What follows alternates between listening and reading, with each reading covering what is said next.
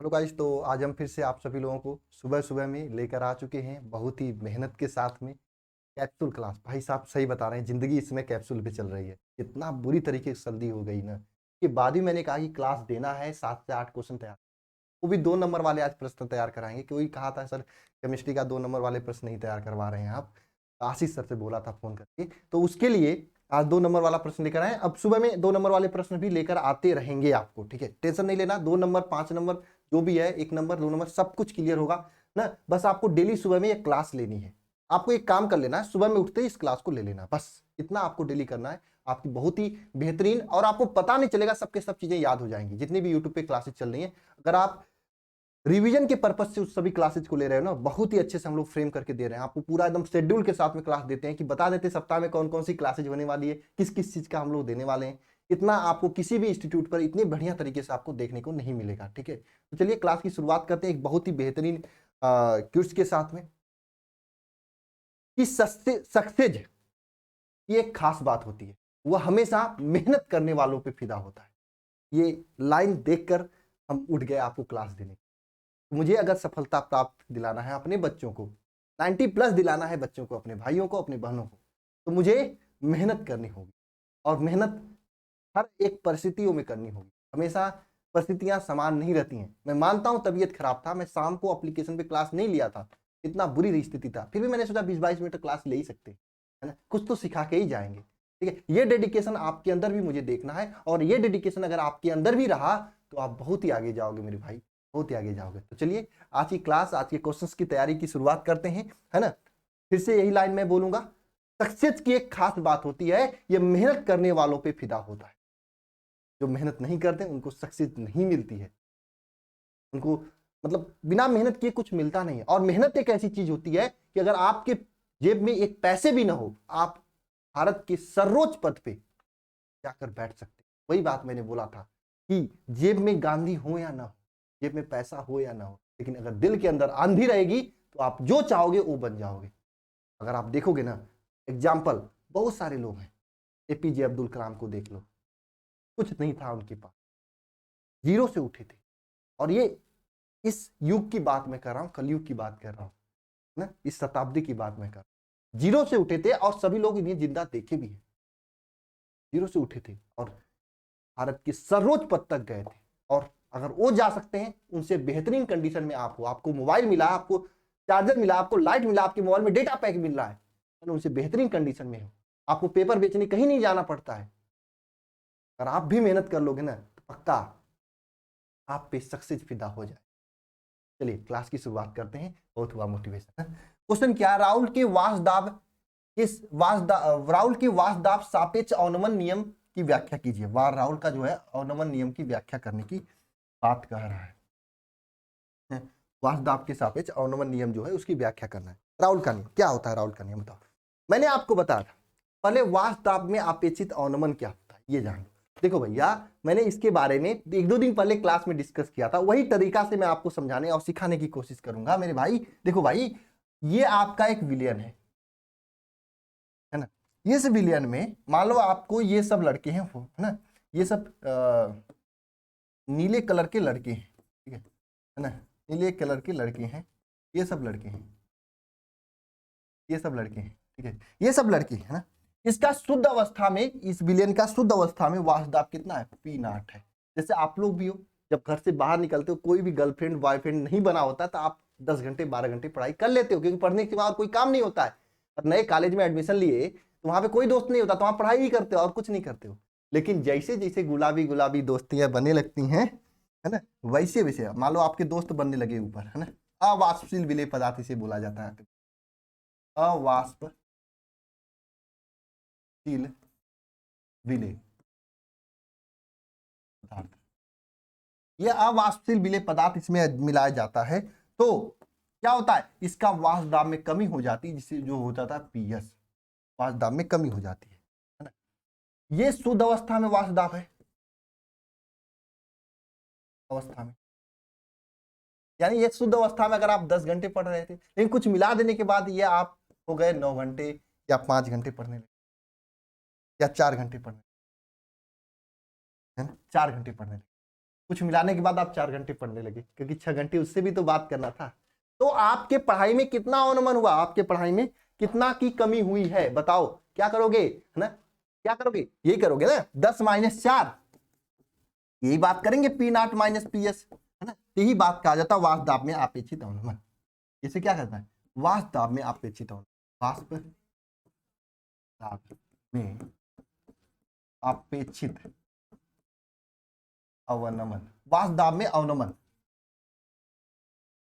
वाष्प दाब में अवनमन। वाष्प दाब में अवनमन क्या होता है बताओ, P naught minus P S upon, ये P naught minus P S होता है। लेकिन बात करें वाष्प दाब में अपेक्षित अवनमन क्या होता है, वाष्प दाब में अपेक्षित अवनमन क्या होता है। तो वाष्प दाब में अपेक्षित अवनमन क्या होता है, जो वाष्प दाब में अवनमन था P naught minus P S, प्रारंभिक वाष्प दाब जो था पी नॉट, उसके अनुपात को क्या कहा जाता है, वाष्प दाब में अपेक्षित अवनमन। बात करते हैं राउल्ट का नियम क्या होता है, तो राउल्ट के नियम के अनुसार वाष्प दाब में जो अपेक्षित अवनमन होता है, यह विलेय के मोल प्रभाज के बराबर होता है। वाष्प दाब में अपेक्षित अवनमन जो होता है P naught minus P S भाई अपान पी नॉट, ये किसके बराबर होगा, जो ये विलेय अवाष्पशील विलेय पदार्थ मिलाया गया था इसके मोल प्रभाज के बराबर होता है। यहाँ पे हम एक्स विलेय कह सकते हैं, ये आपका राउल्ट का नियम होता है। अब मैं इसका स्टेटमेंट लिखूंगा नहीं, क्योंकि मैंने इतना अच्छा से आपको एग्जांपल से जिंदगी से समझा दिया भाई, जिंदगी में जो आई है उसी के बराबर होगा भाई। तो वाष्प दाब में अपेक्षित अवनमन होता है विलेय के मोल प्रभाज के बराबर होता है, ये राउल्ट का नियम होता है। ये कमेंट बॉक्स में आपको कमेंट करना, कुछ करोगे तो याद हो जाएगा, सिंपल कमेंट करना है, किसी भी विलायक का वाष्प दाब में होने वाले अपेक्षित अवनमन विलेय के मोल प्रभाज के बराबर होता है, सिंपल आपको ये कमेंट करना, ठीक है। नेक्स्ट क्वेश्चन चलते हैं हम लोग, तनु घोलों के अणुसंघ गुणधर्म को लिखें और ये विभिन्न प्रकार को बताएं। आपसे पूछ रहा है कि तनु घोल जो होते हैं उसके अणुसंघ गुणधर्म किसे कहते हैं, ये 2 नंबर क्वेश्चन पूछा जाता है। अणुसंख्य गुण धर्म आपसे पूछा जा रहा है। अणुसंघ गुणधर्म क्या होता है, वे सभी गुणधर्म, देखो नाम से स्पष्ट है, अणु संख्य गुणधर्म, यानी वे सभी गुणधर्म जो अणुओं की संख्या पे निर्भर करता है उसे अणुसंघ गुण, लिख सकते हो परिभाषा, वे सभी गुणधर्म जो अणुओं की संख्या पर ना निर्भर करता है ना, सिंपल परिभाषा ना, अणु संख्य गुण धर्म कहते हैं, अणुसंघ गुणधर्म कहते हैं। देखो अणुसंघ गुणधर्म जो है 4 प्रकार का होता है। पहला एक होता है वाष्प दाब में अपेक्षित अवनमन, ये होता है। दूसरा क्या होता है, हिमांक में अवनमन, तीसरा क्या होता है, पराशर दाब, चौथा क्या होता है, चौथा उष्णांक में उन्नयन, उष्णांक, ये 4 प्रकार का होता है। यानी किसी भी विलयन या किसी भी विलायक के वे सभी गुणधर्म जो अणुओं की संख्या पे निर्भर करे उन्हें अणुसंघ गुणधर्म कहते हैं। किसी विलयन की या किसी वे सभी गुणधर्म जो अणुओं की संख्या पे निर्भर करे उसे अणुसंघ गुणधर्म कहते हैं। इतना आसान पड़ेगा, ये 4 प्रकार का होता है, याद कर लेना। नेक्स्ट क्वेश्चन देखो आप सभी लोगों के सामने, छद्म या सुडो जिसे कहा जाता है, एकाण्विक अपक्रिया की 2 उदाहरण का उल्लेख करिए। पहले छद्म या एकाण्विक अपक्रिया किसे कहते हैं, है ना,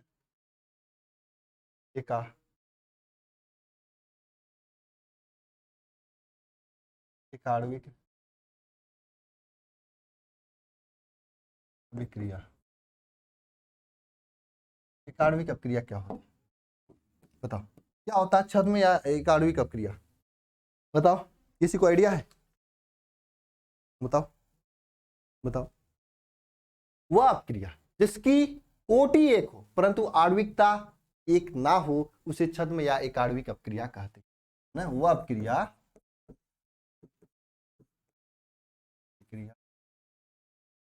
जिसका कोटि एक हो परंतु आणविकता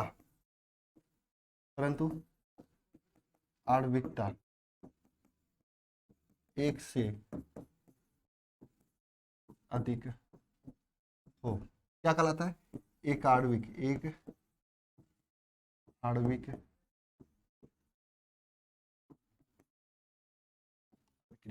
कहते हैं।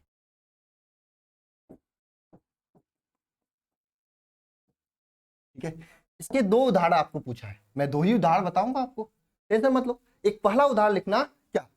CH3CO, CH3CO, इसका जल के साथ, अम्लीय जल के साथ जब इसका अपघटन करते हैं तो क्या बनता है पता है? CH3COOH plus CH3COOH plus C2H5 ethyl alcohol ये बनता है। ये आपका एक एग्जाम्पल हुआ। दो एग्जाम्पल पूछा है तो दूसरा एग्जाम्पल आप ना ये वाला लिख दो। देखो C12H22O11, इसका H2O के साथ में अपक्रिया कराना, जल के साथ में अम्लीय जल अपघटन करना है, अम्लीय जल अपघटन करना है तो क्या बनता है? ग्लूकोज बनता है। क्या बनेगा? ग्लूकोज C6H12O6 प्लस C6H12O6, ये आपका ग्लूकोज बनता है। बात समझ में आई क्या? चलो अगला क्वेश्चन देखो। शून्य की अपक्रिया से आप क्या समझते हैं? शून्य की अपक्रिया से आप क्या समझते हैं? क्वेश्चन अच्छा है, पढ़ाओ। शून्य की अपक्रिया से आप क्या समझते हैं? बताओ। बताओ। वे अपक्रियाएं जिनका वेग अभिकारक की सांद्रता पे निर्भर नहीं करता, उन्हें शून्य कोटि की अपक्रिया कहते हैं। आप लिख सकते हैं परिभाषा, वह अपक्रिया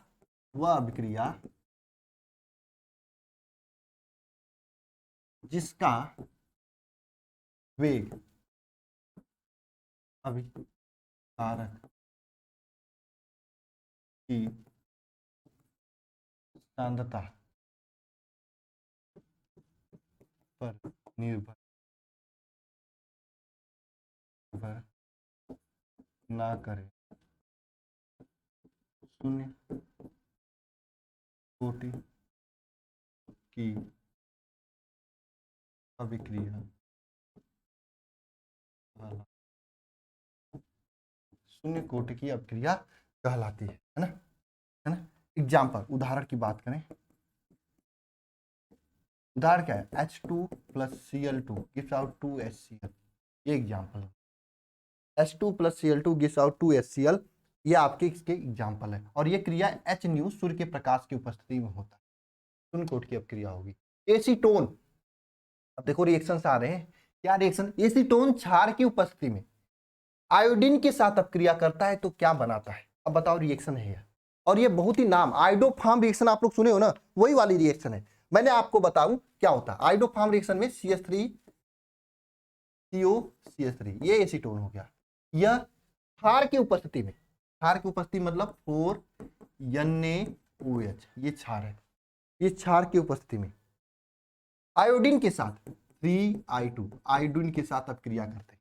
आयोडीन के साथ जब अपक्रिया कराते हैं तो क्या बनता है पता है? देखो, ये आइडोफार्म CHI3, ये आइडोफार्म बनता है।